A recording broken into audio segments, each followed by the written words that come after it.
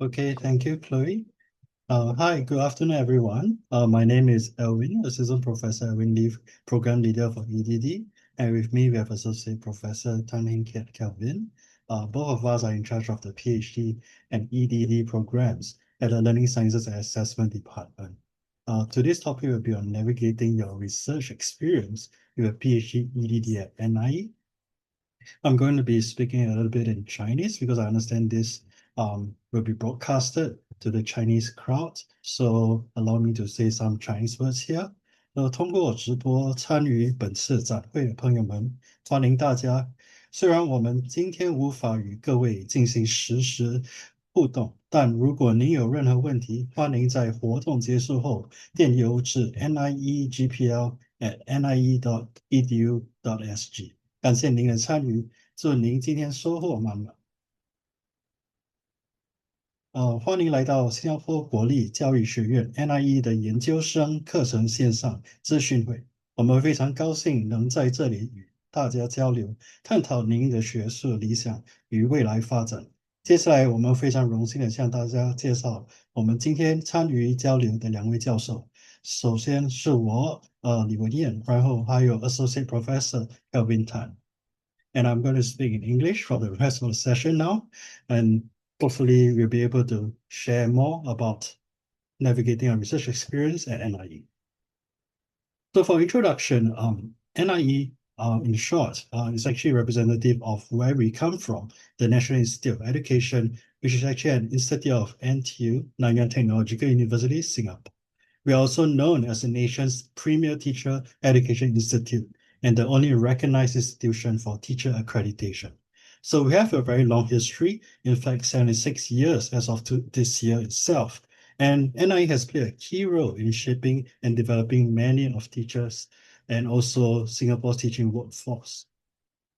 And so in short, we are actually attached to a parent university, NTU Singapore, and we are very proud to say that we actually have a QS World University ranking of 12 in 2026 and third in Asia. In fact, NTU is the first among world's top young universities. So this is actually the top 50, under 50 since 2014. And NIE and NTU actually ranks 8th in education and training. So this is based on the QS World University rankings by subject in 2026. And we have actually maintained our place in the top 20 since subject rankings were actually introduced. So if you're curious to actually learn more and to know more about how these rankings and ratings are done, we have some sources here on the right. You can also go through Google to actually to look for these rankings to learn a little bit more about how these rankings come about. And so NIE is actually an autonomous institute of NTU Singapore. And this is just a very nice picture of where we normally will see when you come to NIE. We have very large green backgrounds along with very large buildings that house a lot of classrooms, technologies. And we bring all of this together in order to bring the best to students and for learners to actually participate in education and training. So as part of NIE, we have a vision, mission, and core values that we actually follow. First of all, NIE vision is that we are an institute of distinction. We tend and want to lead the future of education, and our mission is actually to inspire learning and to transform teaching and also to advance research. And our core values, and there are actually 5 of them here, first of which is we actually practice integrity, professionalism, collegiality, valuing of diversity, and also embracing of change itself. And our strategic vision actually ranges across quite a few different aspects. First of which is we have programs and research, and you'll hear a little bit more of that today. We have also partnerships and networks. We have actually friends and colleagues who come from across countries and around the region. And also we are here to actually to build and to help people to improve their institutional capacity. So these all form part of what we call the NIE Strategic Vision 2022, and also to build a future-ready NIE. And our mission is actually to inspire learning, transform teaching, and advance research. And it comes in very few different kinds of, I would say, programs itself. And although only one of it, which I think mainly is the second one that you see, is actually the one that we'll be talking a little bit more today. What's happening here is that we just want to share a little bit more of like what other programs there are also in NIE. First of all, the blue diagram on the left, you see this is what we call the initial teacher preparation. This is what we call the ITP program.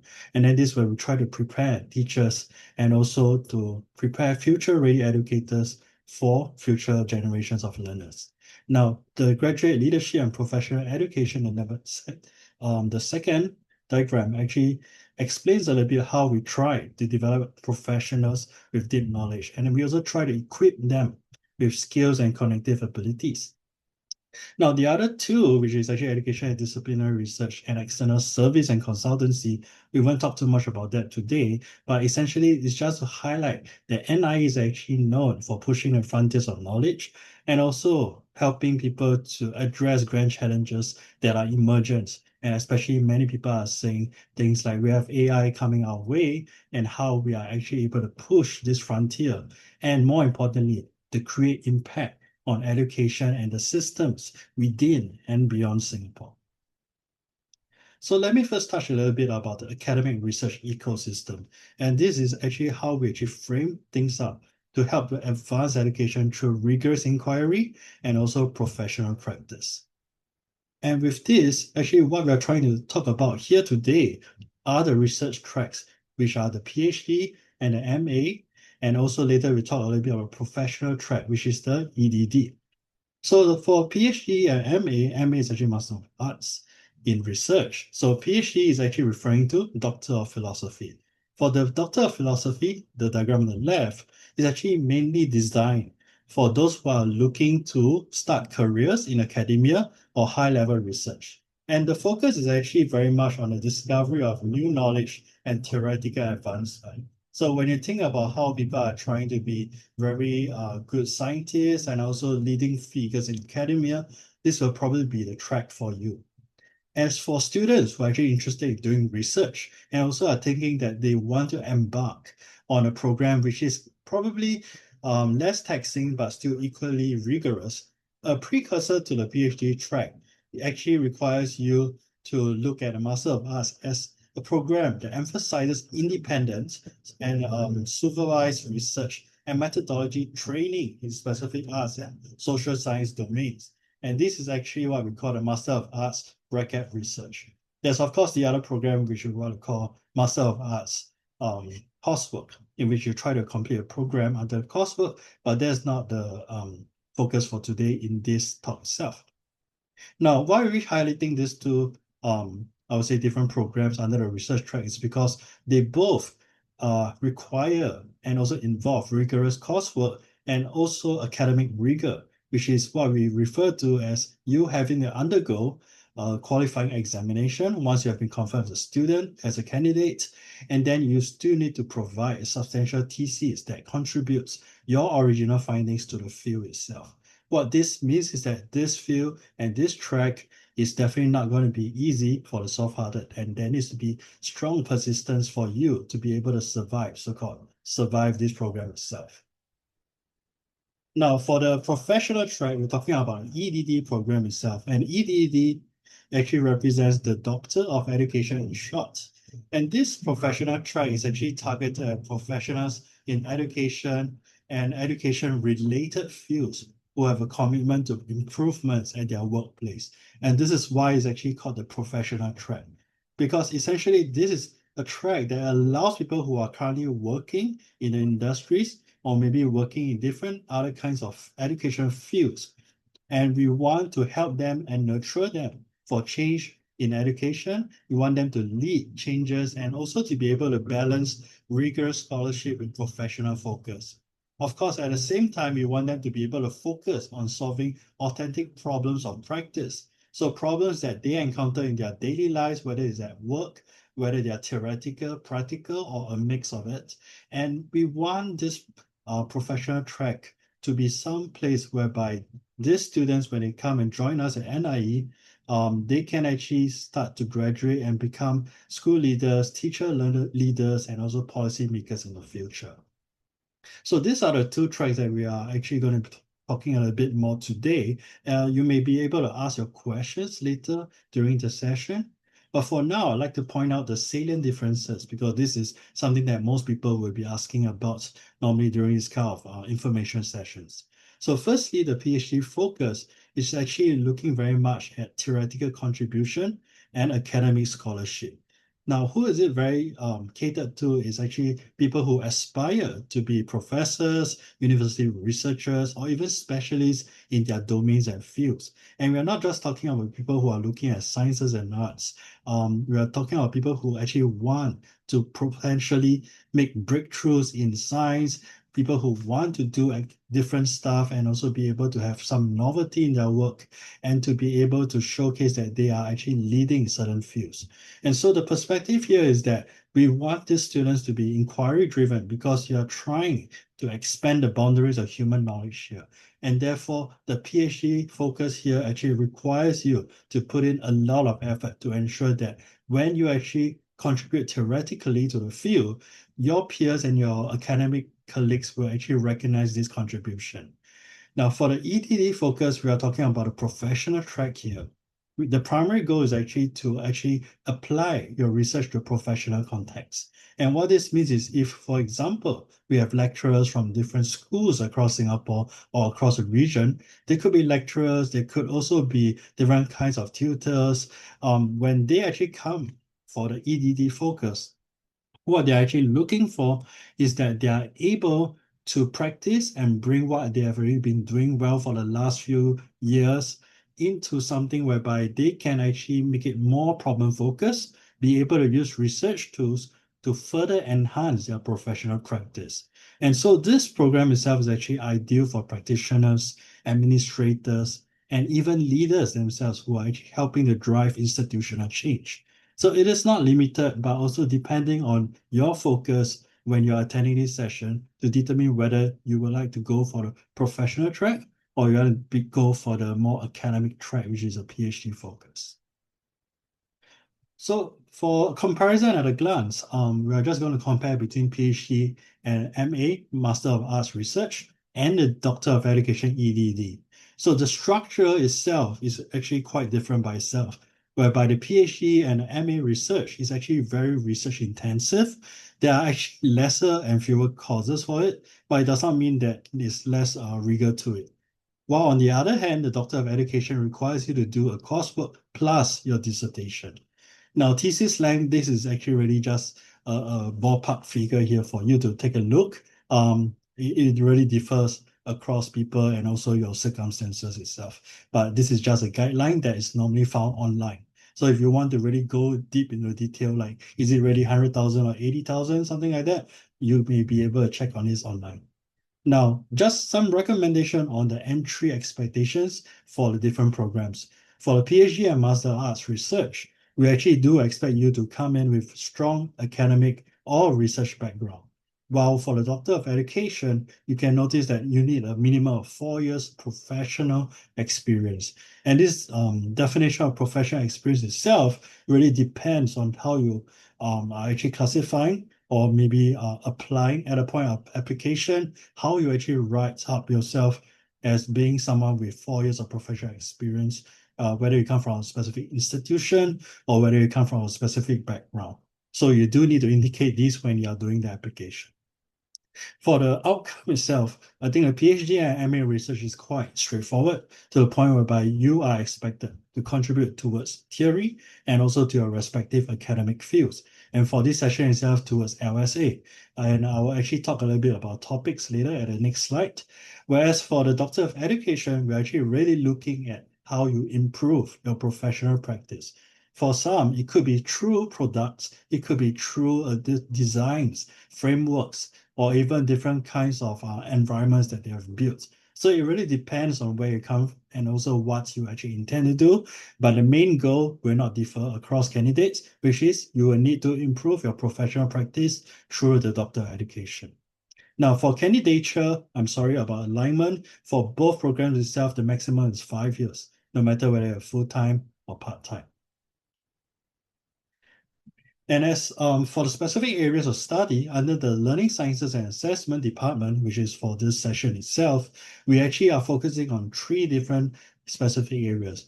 First of which is the science of learning, which actually refers to the interdisciplinary field, whereby we try to combine neuroscience, cognitive science, psychology, and education together. And this is actually the interdisciplinary field that investigates how people acquire, retain, and transfer knowledge itself.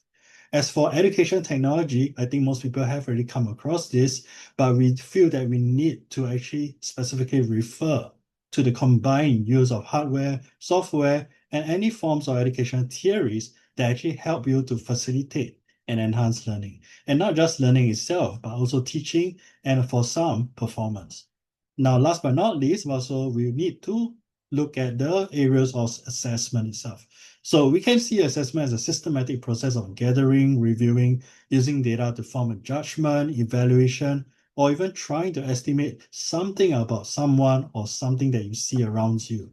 And this is, in general, a very large process itself. And I'm sure when you go through either one of these areas of study, and when you apply with a supervisor in mind, you'll be able to go deep onto which areas that you want to focus on for your PhD, for your MA research, or your EdD.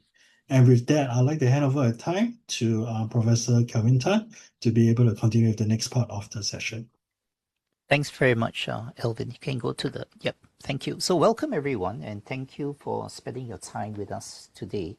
I want to preface my comments about the research proposal essentials by pointing out that the PhD and the EdD program is unique. It's the only program where you have 3 sets of academic standards. You have admission standards, which apply at the time we are being admitted at the start of the program.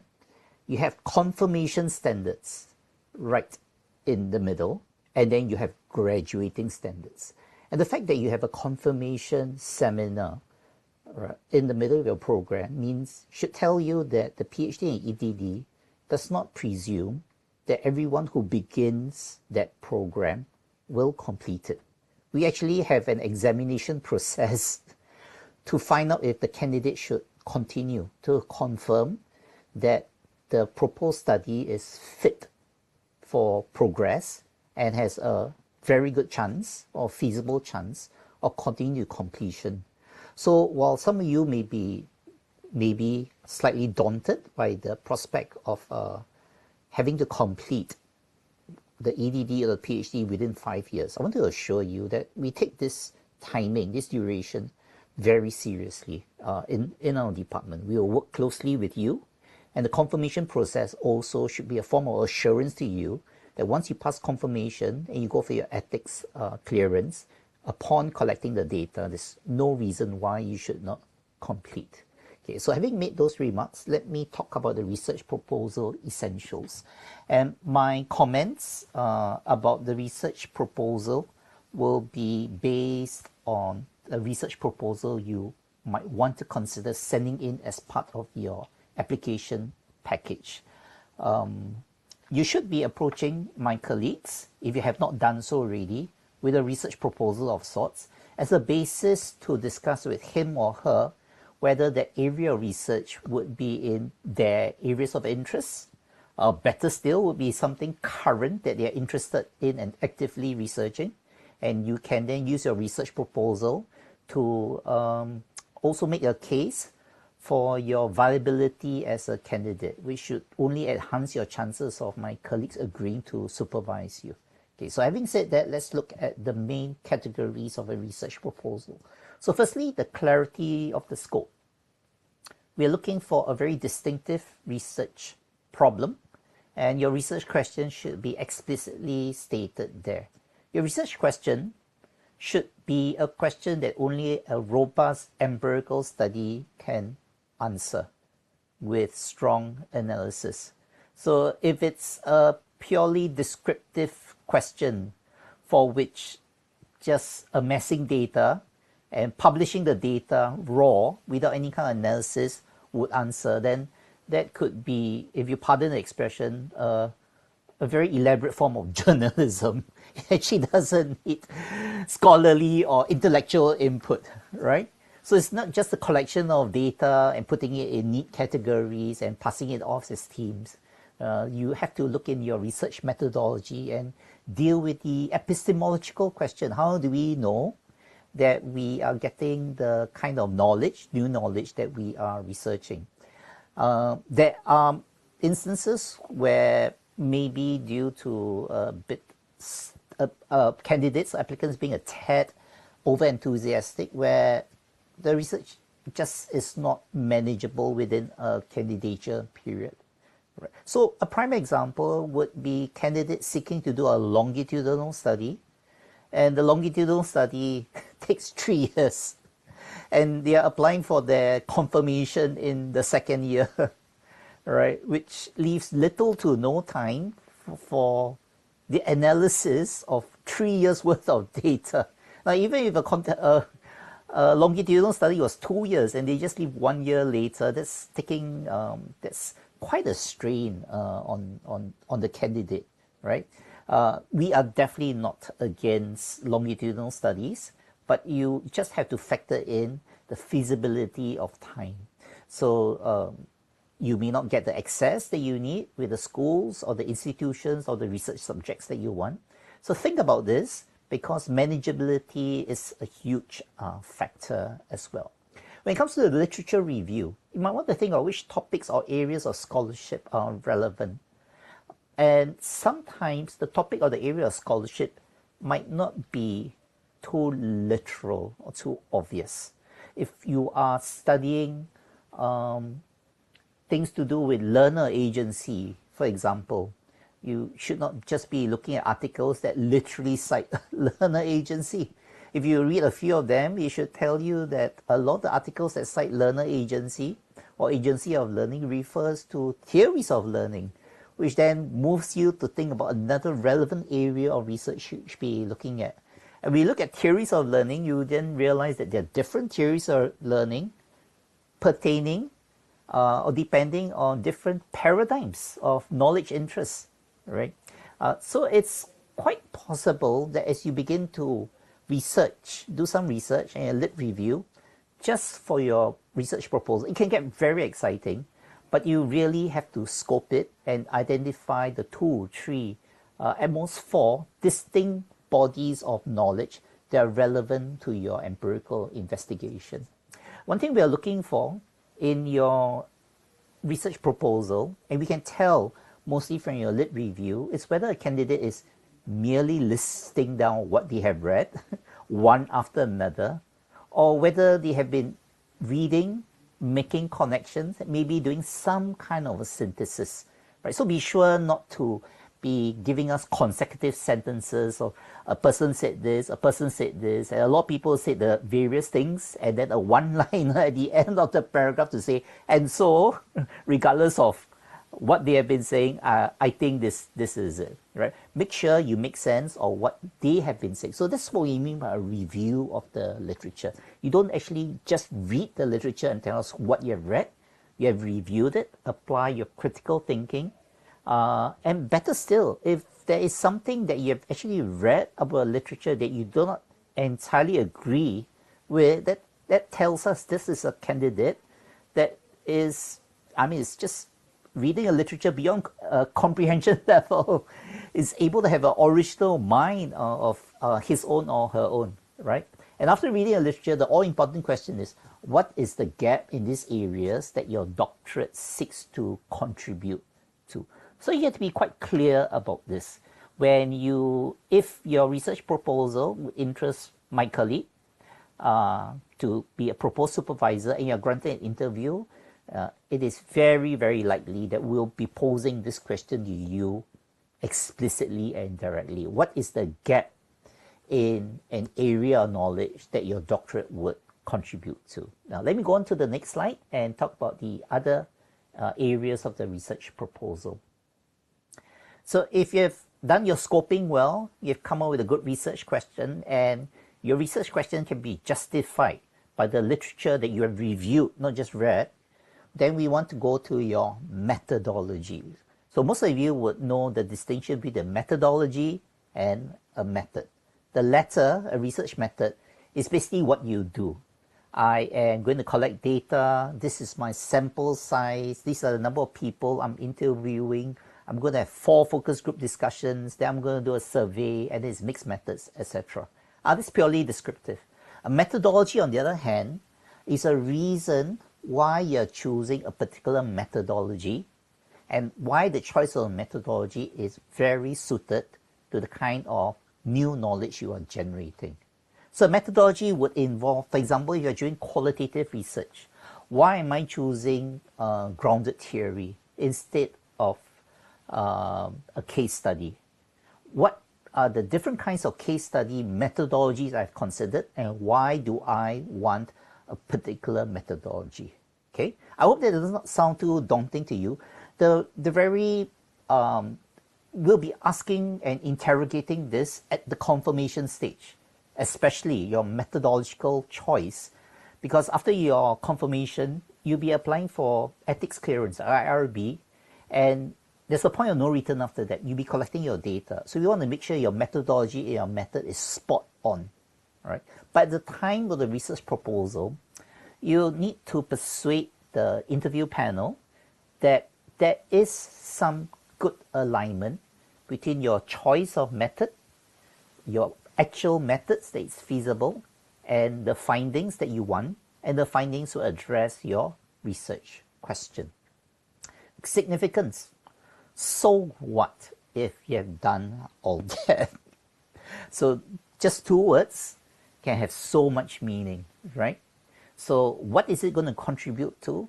And imagine, what will it do for your research? So if you're doing an EdD, for example, what's it going to do for your organization? If you're doing a PhD, then what is it going to do from scholars in other countries, other universities who will read your papers and say, I am going to revisit my theory. Now, if I can give you 2 quick examples, I've had one EdD student graduate very recently. Her topic was on feedback interaction in a health sector. And it was an EdD. What's the significance of her research? So in the health sector training program, right? She had support from her organization, and she's in active discussions now to review the whole training program and the kinds of feedback that will be taking place between senior health professionals and medical trainees. And they're going to use her feedback model, which she had empirically investigated in the EdD for that. The organization is very pleased and very excited, and they are having very many very active and vigorous, happy discussions now. I've also had a PhD student graduate in the past year, and she had come up with an instrument for assessment literacy. It's not context specific, but she can have conversations with different scholars around the world, but whether your assessment literacy instrument can be used in my country. Doesn't matter the context in which you had derived it. How does it make us rethink about notions about assessment literacy? So you can achieve a lot with your PhD. It's not just a certificate. It's not just a title in front of your name. It goes for EdD, of course. It's what it does for the scholarship, for PhD, or for your practice or your organization as a EdD. Alignment, and I'll take up the point of alignment when we talk about, let's go to the next slide, Alwyn. I want to talk about the supervisor match. So it's really good to have an alignment between what you're interested in and what my colleagues have been actively researching. All right. So it's a bit of both. So I want to talk about the dangers of veering to either extreme. So one extreme would be to be too open or be too desirous of just securing a supervisor, and you browse the profile pages of my colleagues and you come up with 3, 4, and you contact them, and you are fine to contact more than one, and your correspondence with them would be, can you tell me what you're interested in, please? And I will research that. Right? That's not a good move. Yeah, that might seem very open and very accommodating on your part, but it doesn't actually convey that you have distinct ideas about what you want to research. So it's really important for you to think about what you want to research, why you are interested in it. On the other hand, if you are not flexible at all and you're too rigid and you say, I'm only going to do this, and almost like take it or leave it to my colleagues. And my colleagues may come back to you and say, I'm actually quite interested in this, but if it's investigated in this way, or with a different kind of sample, right, or with a different angle, yeah. So I think this is where there needs to be some kind of accommodation between both parties. So I think the world of my colleagues, and amongst my colleagues there are whether they are assistant profs, associate profs, or full profs, right? They have very, very good expertise, more than enough to supervise your areas of interest if it falls under the 3 areas that Alwyn had talked about: the science of learning, educational technology, or assessment. So do your research first, come up with a good proposal, read your proposal against the profiles of my colleagues, and just have a good correspondence with them, exploratory, yeah, but very quickly I think you come to a conclusion, or my colleagues will come to a conclusion whether they are a good match for you. So I want to talk now about the interview. So you apply your package, it has to be a good research proposal, and one of my colleagues would have had to agree to be your supervisor if you have progressed or you are successful in your application. All right. So regardless of the words that you see there, so the words are very explicit, defending the proposal, be prepared to justify your choice of topics, right? We want to hear why you're interested in the topic and the direction of research that you're going to be taking. When we say we look for critical thinking and resilience in the face of academic questioning, I want to remind everyone that the EdD and the PhD is by and large a written examination with an oral viva. So in 5 years' time, if you are accepted, your thesis is going to go to 2 strangers, 1 to 2 strangers, somewhere around the world. And these are experts in their field, unknown to us, definitely unknown to you. Everything that you need to argue, justify, support has to be written down by them.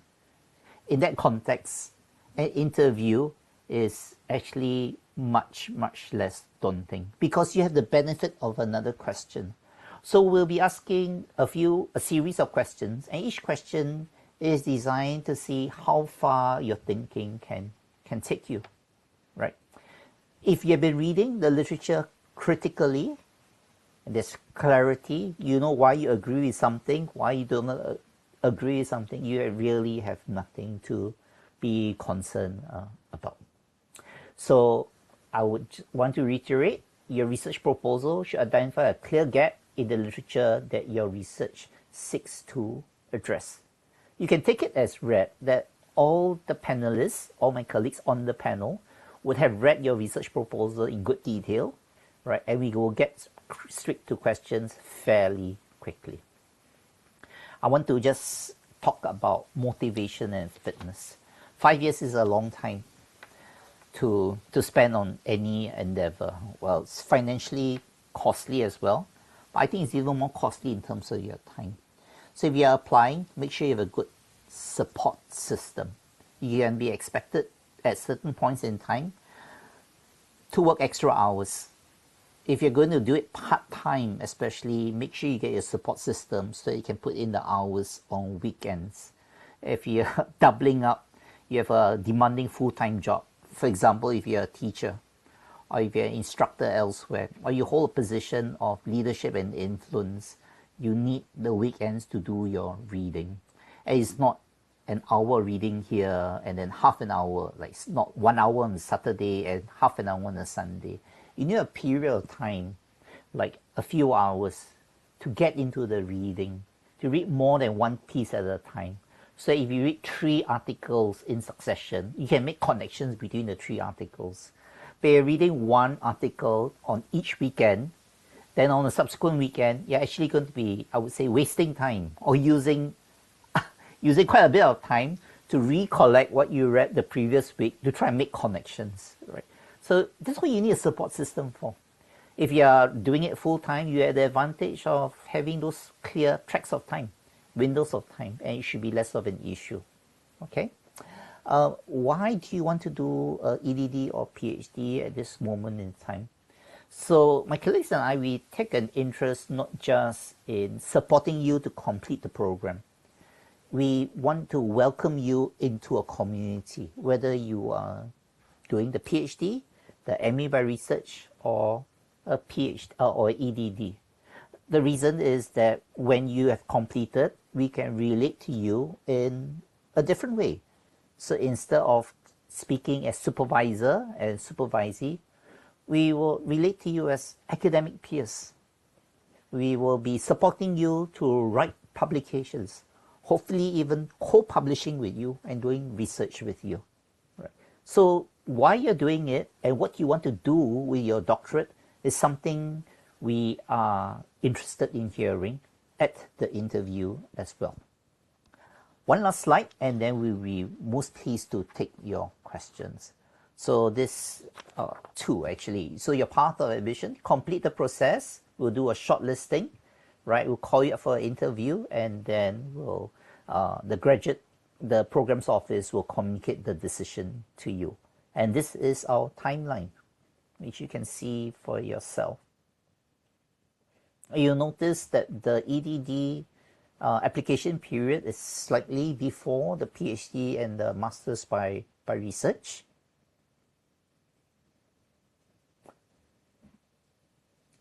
There is still good time, if you have not done so already, to finalize your proposal and approach my colleagues.